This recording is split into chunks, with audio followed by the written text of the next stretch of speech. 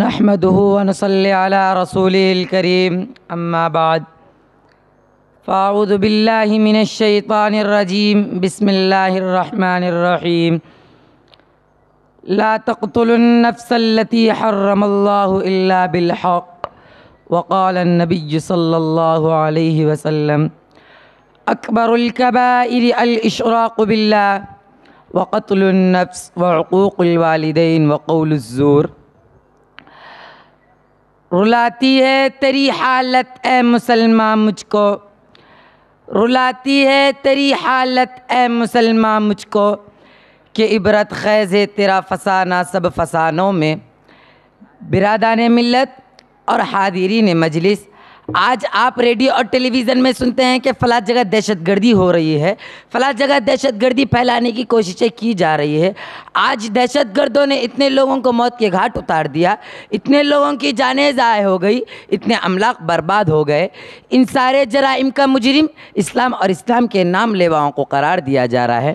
میں اس مختصر وقت میں آپ کو یہ بتانا چاہتا ہوں کہ دہشت گرد کون ہے، پوری دنیا میں دہشت گردی پھیلانے والے کون ہیں، دنیا کے امن و امان اور چین و سکون کو چھیننے والے کون ہیں، روئے زمین کے باشندوں کی نیند کس نے حرام کر رکھی ہے، کیا اس کے ملزم واقعتاً اسلام اور اسلام کے نام لیوا ہے؟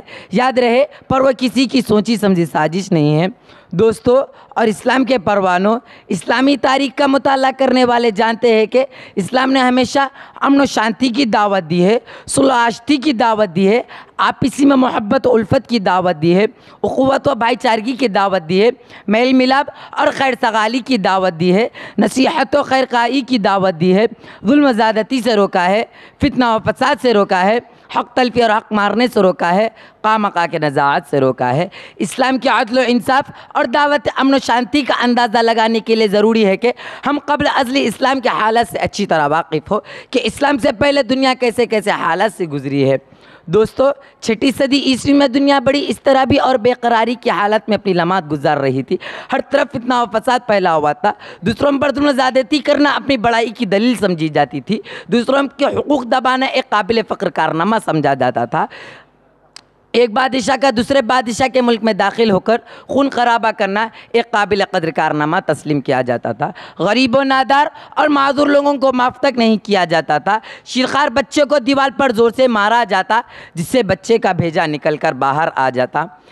قیصر و کسریٰ کی تاریخ کسے معلوم نہیں، روم و ایران کی ویرانی کسے یاد نہیں، بخت نصر کے قتل عام سے کون واقف نہیں، جنگ غلاب کی بے دردی سے کون آشنا نہیں۔ الغرض پوری دنیا میں فسادی فساد پھیلا ہوا تھا، چاہے روم ہو یا ایران، پاکستان ہو یا ہندوستان، یوروپ ہے ایشیا، روئے زمین کا کوئی خطہ ایسا نہیں تھا جہاں لوگ امن و سکون کی زندگی بسر کر رہے ہو۔ اسی حالت کو بیان کرتے ہوئے قرآن کریم نے کہا ہے، ظہر الفساد فی البر والبحر بما ظہر الفساد فی البر والبحر۔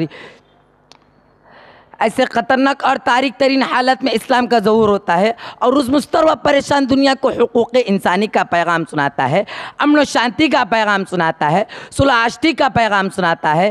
اسلام کہتا ہے صلح جنگ سے بہتر ہے چاہے جھک کر ہو۔ صلح حدیبیہ کی تاریخ کسے یاد نہیں، مسلمانوں کو کس طرح اثناء سفر راستے میں روکا گیا۔ قرآن کریم کہتا ہے ناجائز کسی کو قتل کرنا جائز نہیں، کسی پر ظلم و زیادتی کرنا جائز نہیں، کسی کے حقوق کسی کے املاک ہلاک کرنا جائز نہیں، کسی پر ظلم و زیادتی کرنا فساد اور دہشت گردی ہے، اور اللہ تعالیٰ فساد اور دہشت گردی کو پسند نہیں فرماتا۔ قرآن کریم کی ایک آیت میں امن کی دعوت دیتی ہے اور دہشت گردی سے روکتی ہے، لیکن آج میڈیا کے ذریعے اسلامی تعلیمات کو مسخ کرنے کی کوششیں کی گئی، اسے دنیا والوں کے سامنے بدنام کیا گیا۔ جو امن و شانتی کا داعی تھا اسے دنیا والوں کے سامنے مجرم بنا کر پیش کیا گیا، لوگوں کو اس سے نفرت دلائی گئی۔ خرد کا نام جنوں رکھ دیا جنوں کا خرد، خرد کا نام جنوں رکھ دیا جنوں کا خرد، جو چاہے آپ کے حسن کرشمہ ساز کرے۔ لیکن میں پوچھتا ہوں کہ اسلام کو بدنام کرنے والوں، اگر اسلام ایک دہشت گرد مذہب ہے تو نبی صلی اللہ علیہ وسلم کے زمانے میں دہشت گردی کیوں نہیں؟ ابو بکر رضی اللہ تعالیٰ عنہ کے زمانے میں دہشت گردی کیوں نہیں؟ عمر فاروق رضی اللہ تعالیٰ عنہ کے زمانے میں دہشت گردی کیوں نہیں؟ عثمان غنی رضی اللہ تعالیٰ عنہ کے زمانے میں دہشت گردی کیوں نہیں؟ علی حیدر رضی اللہ تعالیٰ عنہ کے زمانے میں دہشت گردی کیوں نہیں؟ خلافت بنی امیہ کے زمانے میں دہشت گردی کیوں نہیں؟ مغلیہ سلطنت کے زمانے میں دہشت گردی کیوں نہیں؟ اور اسلام پر دہشت گردی کا بوتل لگانے والوں، اب بتاؤ کہ بوسنیا میں دہشت گردی کس نے پھیلائی؟ بلقان میں دہشت گردی کس نے پھیلائی؟ سوڈان میں دہشت گردی کس نے پھیلائی؟ ابھی حال ہی میں افغانستان میں دہشت گردی کس نے پھیلائی؟ گجرات میں دہشت گردی کس نے پھیلائی؟ سرزمین فلسطین کا چپا چپا گوشہ گوشہ مسلمانوں خون سے رنگین ہو چکا ہے، لاکھوں عورتوں کی عفت اور عصمت پامال ہو چکی ہے۔ مسلمانوں، میں ان درندے یہودیوں سے پوچھنا چاہتا ہوں کہ اے نام نہاد امن قائم کرنے والوں، اگر تم واقعتاً امن قائم کرنا چاہتے ہو تو دہشت گردی کرنا چھوڑ دو۔ اللہ تعالیٰ سے دعا ہے کہ اللہ تعالیٰ ہم سب کو اور دنیا کے تمام مسلمانوں کو دہشت گردی سے بچنے کی توفیق عطا فرمائے۔ وما علینا الا البلاغ۔